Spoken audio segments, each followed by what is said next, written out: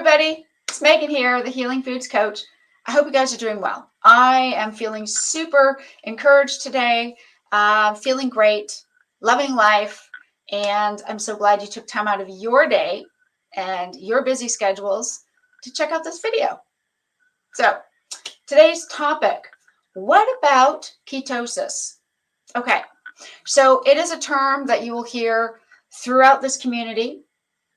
For those of us who are carnivorous eaters, or really, I think Dr. Berry says it best, those of us following a proper human diet, wherein at least 70% of what we eat is protein and fat from an animal source of some sort, be that pork, poultry, ruminant animal like beef and lamb, whether that's fish or seafood, whether that's added on extras like eggs, milk, and dairy, anything that at one time was an animal, and the fat that it comes with naturally.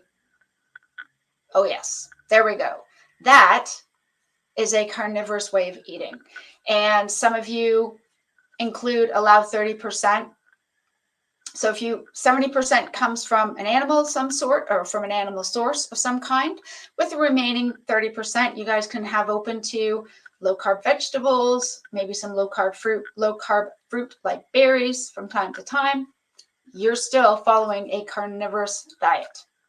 So whether you want to call yourself a carnivore, a lion diet follower, or a strict carnivore, whether you are more of a high protein, low fat carnivore, or a high fat, less protein carnivore, whether you are a ketovore, whether you are a keto person, or you just call yourself low carb.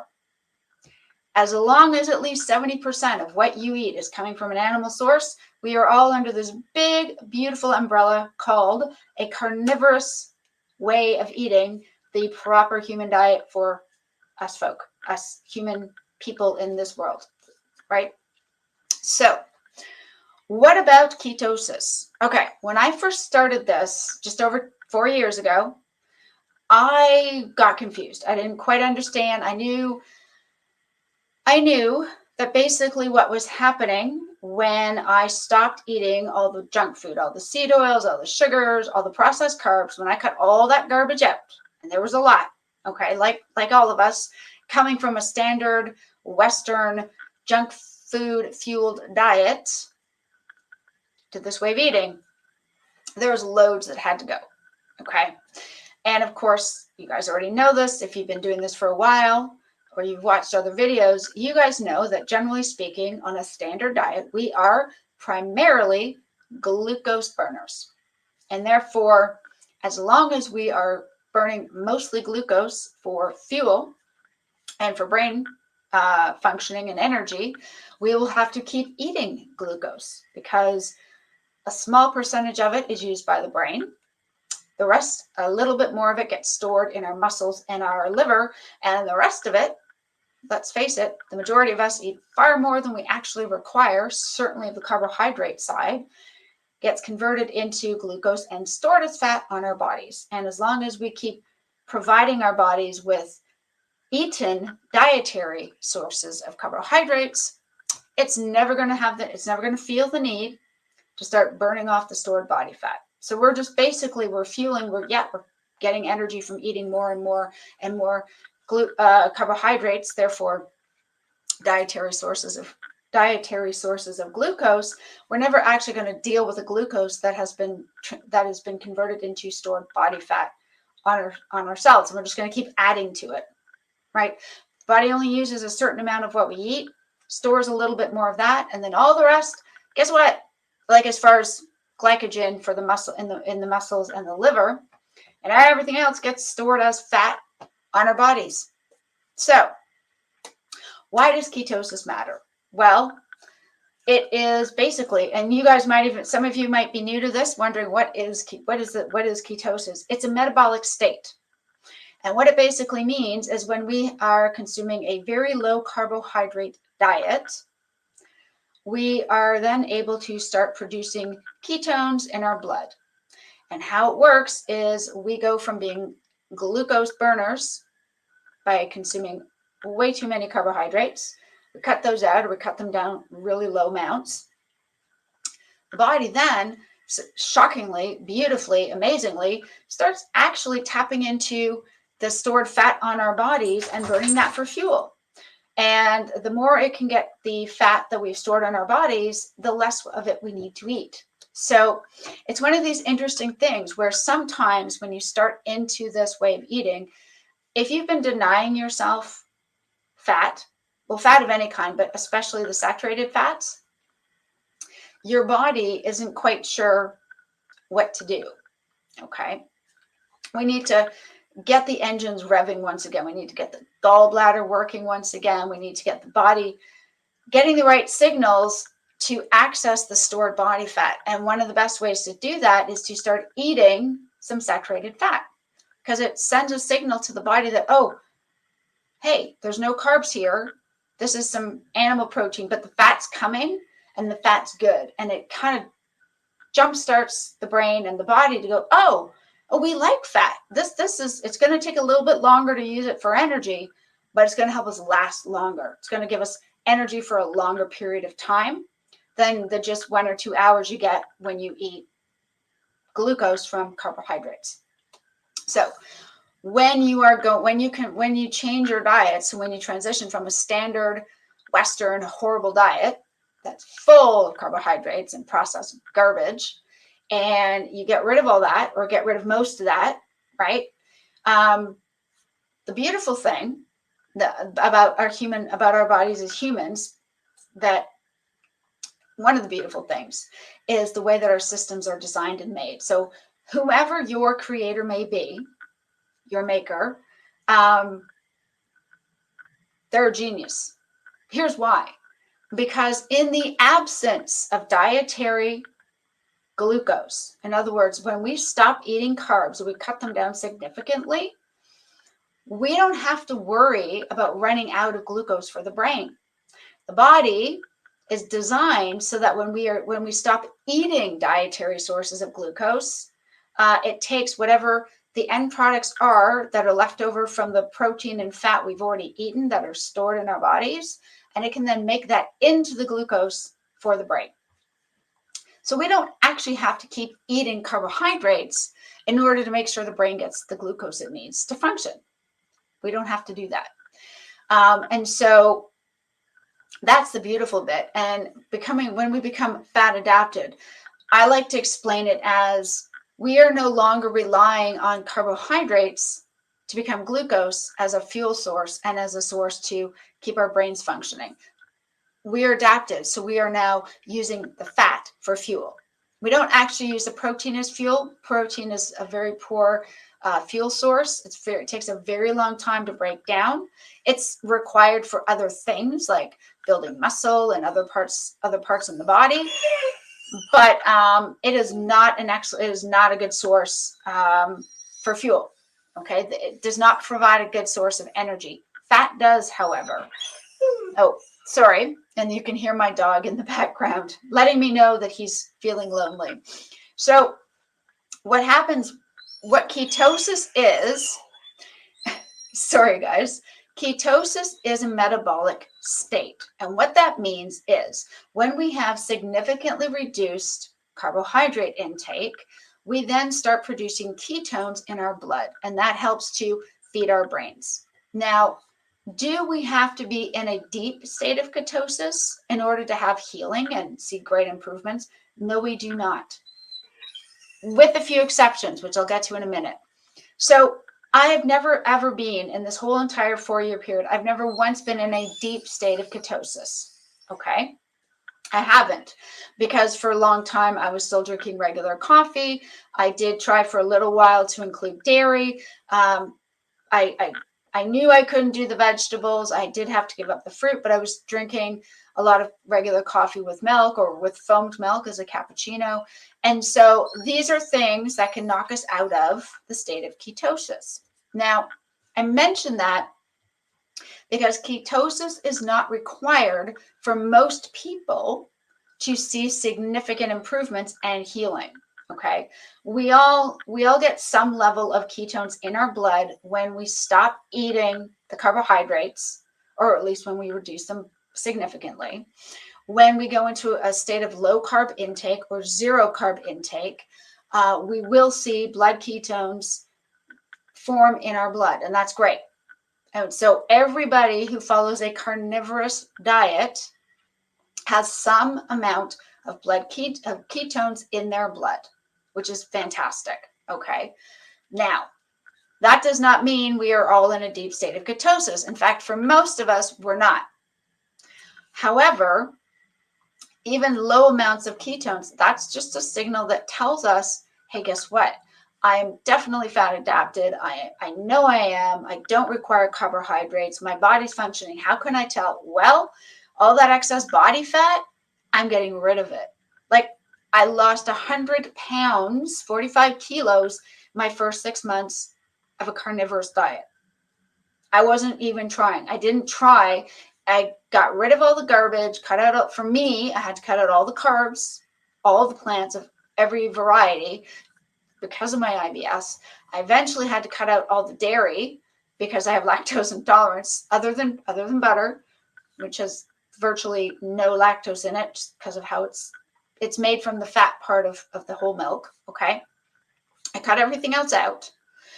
And that's the magic that happened. I was not in a deep state of ketosis. There would have been some very small amounts of blood ketones, but it never would have signaled on a urine test or a breath test or any other test that I was in a deep state of ketosis. Okay.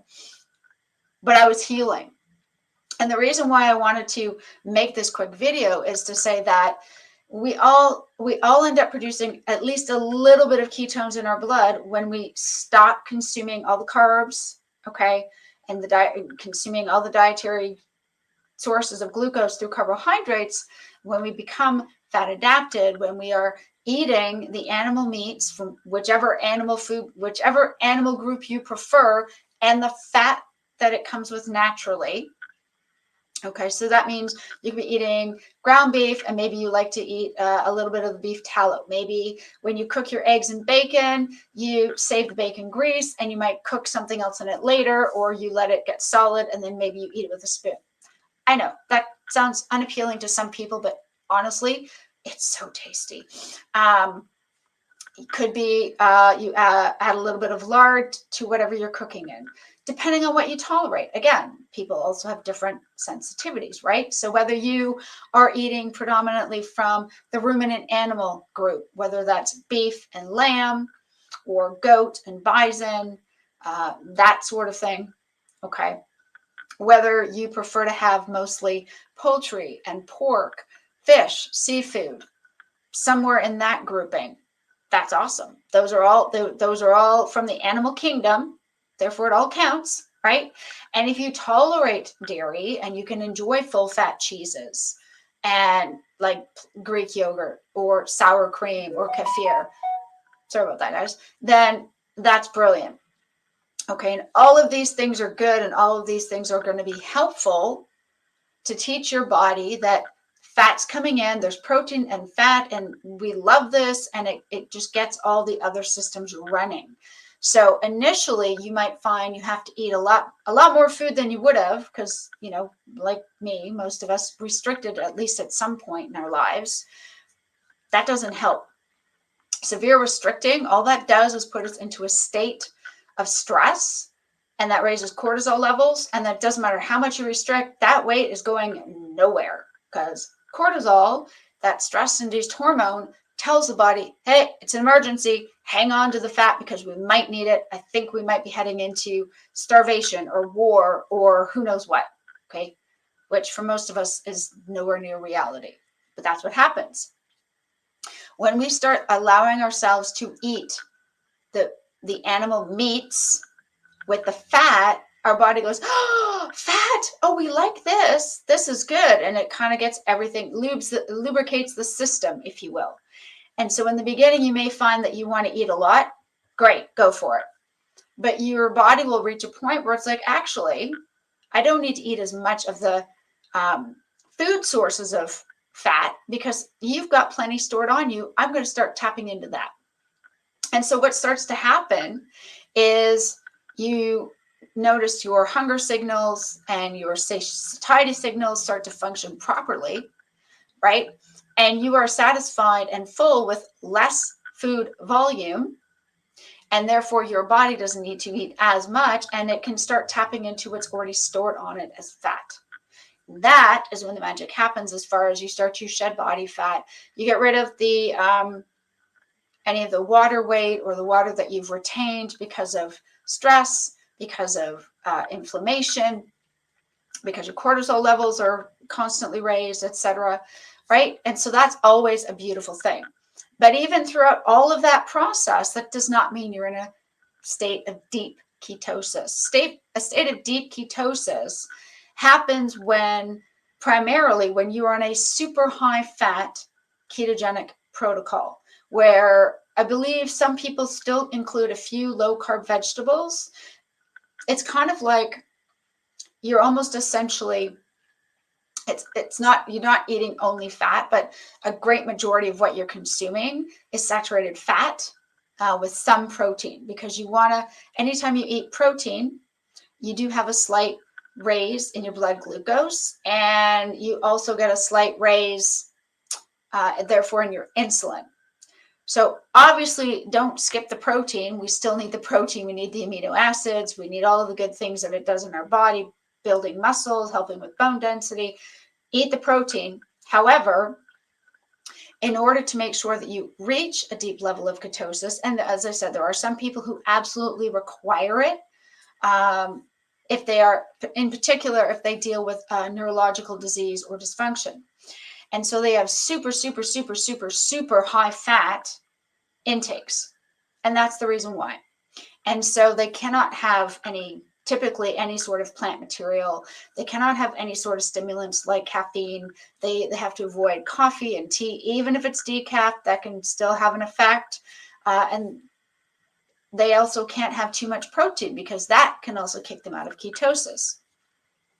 Again, it simply refers to the metabolic state where you have a very low amount of carbs coming in, and therefore your body has now started producing ketones to go in the blood, as opposed to relying on glucose, which you used to get from carbohydrates, and your body can still make, by the way, through gluconeogenesis. So who are the people that should be worried about being in ketosis? Well, these are people who, for example, have epilepsy and want to prevent having further seizures and not have to worry about medication necessarily. I mean, the ketogenic protocol was originally designed by a doctor treating patients with epilepsy. That's where the whole protocol first came from. Okay, so there's a super high fat, very moderate amounts of protein, and very, very little, if any, low carb vegetables. Okay, so that's important to know. So if you are someone who has epilepsy and you want to prevent seizures, sorry, I'm being told by hang on, Billy. I'm being told by the dog that he wants to eat soon. He's smart. So we've got people with epilepsy. People have different types of seizures, because you can have those. So you have people who have seizures from non-epileptic issues. Okay, and in that case, being in deep ketosis with a therapeutic ketogenic protocol would be highly beneficial. Somebody who maybe deals with schizophrenia or bipolar disorder. So these are people who have brain dysfunction and or have issues, neurological issues or dysfunction that result in these conditions. And instead of running out and relying solely on medication, being in a deep state of ketosis has become quite helpful for them. Also, I know that there's been some evidence, or at least evidence shared, maybe not in scientific journals yet, but there has been first-person retelling of their experiences, sharing how they have they've had loved ones who struggle with, say, dementia or early onset of Alzheimer's, where being in deep ketosis may not have fully reversed the condition, but it has improved the symptoms. And so if you live with any of those things, then yes, ketosis absolutely does matter, because the higher the level of ketones in your blood, then the more that can help with your brain. So your brain is happy to have glucose. It's what it gets easiest, but it's also very happy to run on ketones. And especially if you are someone who deals with neurological issues, as I've described. So in those situations, yes, you want to make sure that you are staying in ketosis, because that is what's going to be the most help for your protocol. However, if you are not dealing with, say, schizophrenia, or you're not dealing with dementia, or you're not dealing with seizures or epilepsy or bipolar disorder, then chances are really you do not need to worry about whether or not you are in a deep state of ketosis. Okay. As I said, from what I understand, everybody reaches some level of ketosis. Is simply the metabolic, how do I say this best? So it's a metabolic state wherein ketones are now in your blood. You now produce ketones in your blood. Okay. And that is an indicator that, of course, you're fat adapted. And I think everybody, once you get low carb, and obviously no carb, and certainly when you get very low carb, we all enter some degree of ketosis. Sorry, let me correct that. Everybody who cuts back and either cuts out carbs completely or goes very low carb, you end up at a place where, sorry about that, my dog knocked over my screen in the background there, where sorry, my apologies. Gotta love a greyhound who wants attention. So when we reach a state of going very low carb or no carb, we all have some amount of ketones that enter our bloodstream, because we are not consuming high volumes of carbohydrates any longer. That doesn't mean we all go into a state of ketosis, but we all have some ketones in our blood. And I believe that unless we actually have to be in a deep state of ketosis, as I say, for like neurological disorders or dysfunction, then I wouldn't worry about whether or not you're in a deep state of ketosis, or you are just enjoying some additional, you are enjoying the fact of your healing. You have some ketones in your blood, but you don't have to worry about coming out of a deep state of ketosis, because clearly what you're doing is working, if that makes sense. Sorry, a little bit discombobulated now that the dog's knocked the background over. Anyways, I really wanted to make this video because it was something that confused me a lot when I was first starting this protocol. And I kept worrying, like, oh my gosh, but I'm still not in deep ketosis. I'm still not in deep ketosis. I was trying to keep a few low carb vegetables in there. And all I heard was from some people saying, well, you got to be in ketosis. It's critical. You got to be there. You got to stay in it. And now what I've come to realize is, no, you don't have to. It's not critical for everybody. And I would suspect that the people who actually do need to be in a deep state of ketosis, in other words, having loads and loads of ketones, where they kind of take over the role of feeding the brain versus the glucose that our bodies can make. Well, I think in many cases, these are likely people who are already working with a medical professional. Hopefully, they are familiar with the benefits of a therapeutic, super high fat ketogenic protocol for the purpose of reaching ketosis, for ultimate healing, for ultimate health and improvement. That's my hope. Now, for those of us who are lucky in that we don't have to struggle with those things, you can certainly try to go into a deep state of ketosis. I'm not saying there's necessarily anything wrong with it. I just found that, you know what, I was healing and then I was stressed out because I wasn't in ketosis. But But it sort of confused me because I knew I wasn't in ketosis. Like I said, I was drinking regular coffee. I was including whole milk in it. I was still eating dairy products. Things can easily kick you out of ketosis. And yet I was healing, and yet I had all these benefits. And so my answer to you, if I may, and again, I'm not a doctor. I am not a medical professional. I cannot diagnose anyone, and I will not try to diagnose anyone. However, I might say, if I can, that if you don't reach what's considered a deep state of ketosis, based on the urine strips and everything else, if you're not trying to prevent seizures, if you're not dealing with having to prevent or heal some level of dementia or something like schizophrenia or bipolar disorder, then you don't need to worry. Eat the meats, whatever animal source you prefer, enjoy the fats, get yourself satiated, get yourself feeling amazing, enjoy those benefits, and don't worry about being in ketosis on a regular basis, because quite honestly, I don't think it's necessary other than for those obvious few examples. And it's certainly not worth you worrying and stressing out and therefore raising your cortisol levels and everything else for something that may have some benefit, but the stress of trying to get there is maybe not worth it, right?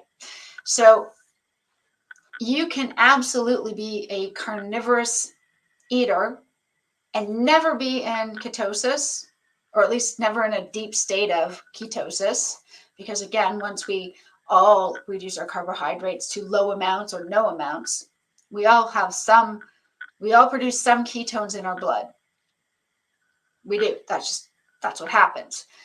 But does that mean we're in ketosis and that we are now relying on the ketones to fuel our brains?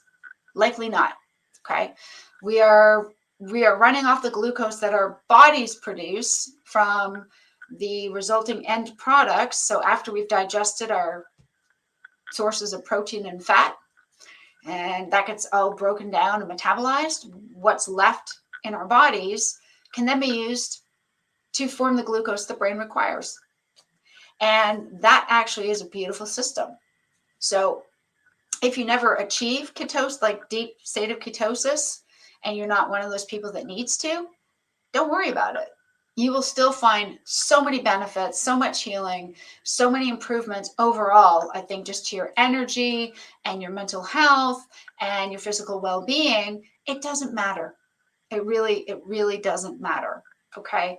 And so for those who are continue to worry about it, let me just say, I really don't think you need to, unless again, you fall into one of those very specific categories because of neurological disorders or dysfunction.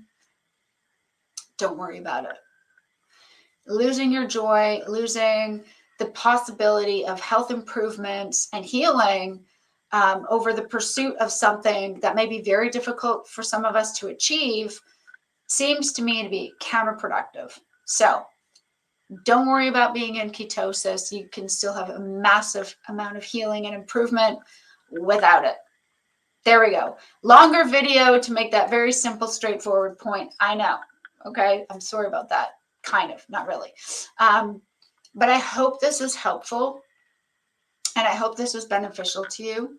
And again, if you are trying to reach ketosis because you are in one of those categories, I get it. And that's important. And so you may want to follow somebody like Dr. Ken Berry because he has a lot more detailed videos out about the topic.